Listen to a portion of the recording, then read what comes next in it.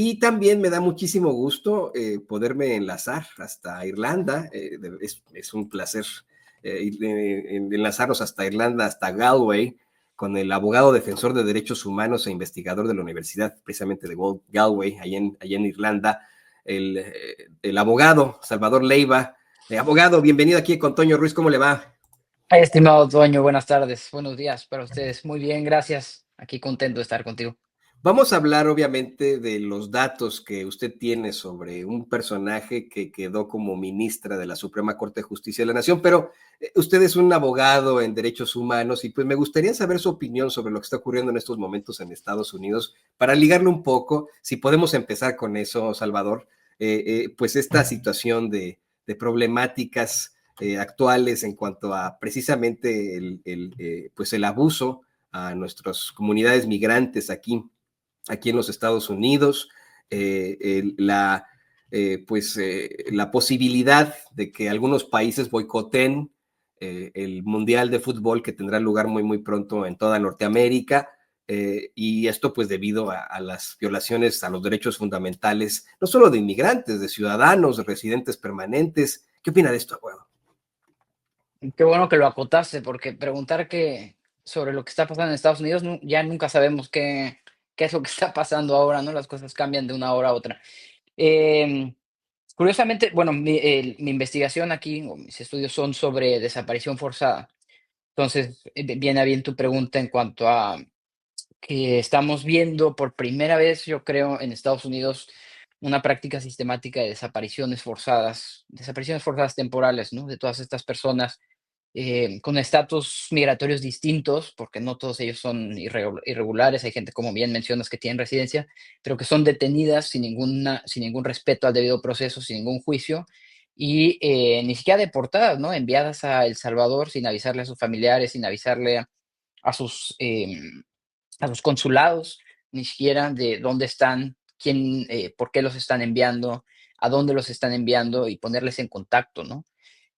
Estamos acostumbrados, desgraciadamente, en América a las desapariciones forzadas, pero en otro contexto, ¿no? Usualmente digamos, en los años de plomo, las dictaduras en los 70s, en Argentina, Chile, bueno, todo el cono sur, Bolivia, México durante la Guerra Sucia, Centroamérica, con la injerencia de Estados Unidos, las guerrillas, etcétera. Pero nunca habíamos visto esta práctica utilizada en un contexto masivo en migración, ¿no? Esto que está ocurriendo en Estados Unidos es brutal. Veía hace poco un evento que organizó WOLA, Washington Office for Latin America en Estados Unidos, junto con el National Security Archive, donde trabajé hasta antes de venir a Irlanda, sobre esto, ¿no? ¿Qué puede aprender Estados Unidos de las lecciones de Latinoamérica en cuanto a las desapariciones forzadas para aplicarlo a lo que está ocurriendo ahora en el contexto migratorio?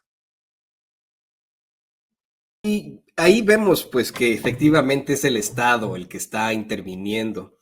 Se habla de cómo es que ni siquiera se trata de agentes del Servicio de Inmigración y Aduanas, sino mercenarios, y que esa es la razón por la cual utilizan pues cubrebocas o máscaras. En lo jurídico, abogado Salvador Leiva, y usted, bueno, pues como conoce de este tema, considera que habría de alguna u otra forma algún precedente legal para que cuando termine esta administración se pueda exigir justicia y los responsables, desde los agentes del ICE que participaron en esto hasta personajes como Donald Trump, enfrenten las consecuencias penales? Te soy honesto, difícilmente, Toño. Precisamente uno de los gigantes problemas con Estados Unidos es que hace esto porque puede, porque no hay quien le ponga freno, porque no hay quien em, le pueda contrarrestar, ¿no? Veíamos ayer o antier también en el Consejo de Seguridad de Naciones Unidas se votó una resolución para llamar al alto al fuego en Gaza, y fueron 14 votos contra uno. El único voto fue de Estados Unidos que lo vetó y entonces no Exacto. pasa la resolución. Y eso ocurre en todo. O sea, Estados Unidos crea y siempre ha creado su propia idea de lo que son los derechos humanos y el resto nos tenemos que aguantar porque desgraciadamente no hay mecanismos de control externo.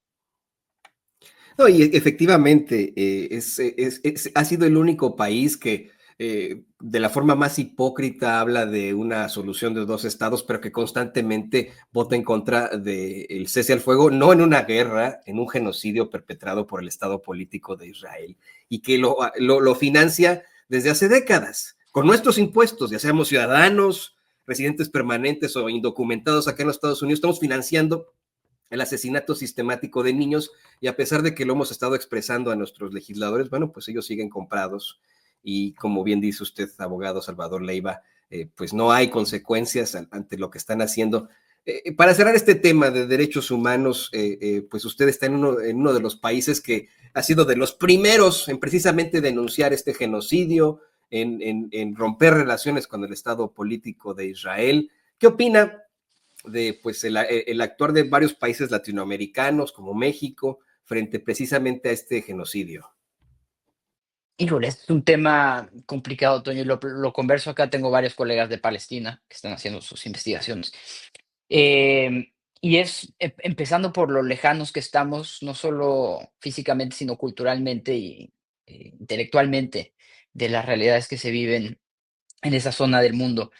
Em, Creo que como muchos países del Western, nosotros estamos más informados, más, o sea, más expuestos a toda la información de Israel relacionado con el Holocausto, ¿no? Sí, empezando por ahí, la gente que generaliza y que piensa que Israel es judío y que Palestina es Hamas o que es el Islam. Y tenemos como esa tendencia, porque también es a lo que estamos expuestas, ¿no? En México hay una comunidad judía muy grande, pero no tenemos una comunidad árabe muy grande, o por lo menos no una comunidad árabe directa, sino descendientes los. eh, Tenemos ahí muchísima gente de Líbano, los libaneses, los turcos, pero no estamos expuestos a convivir y a la realidad que se vive ahora, excepto lo que nos llega por las noticias. Entonces, creo que el papel ha sido importante, ha sido bueno, debería ser más fuerte, pero vuelvo a lo mismo, la influencia que tenemos de la comunidad judía, pero también de los gobiernos israelíes, es mucho más fuerte. Además, aquí, pues mi opinión no es para nada objetiva, siendo una víctima de Pegasus, de NSO Group, de Israel. Ya te imaginarás cuál es mi postura. Creo que así debe de ser, abogado. Yo lo he dicho también en cuanto al derecho y al periodismo, no podemos ser objetivos.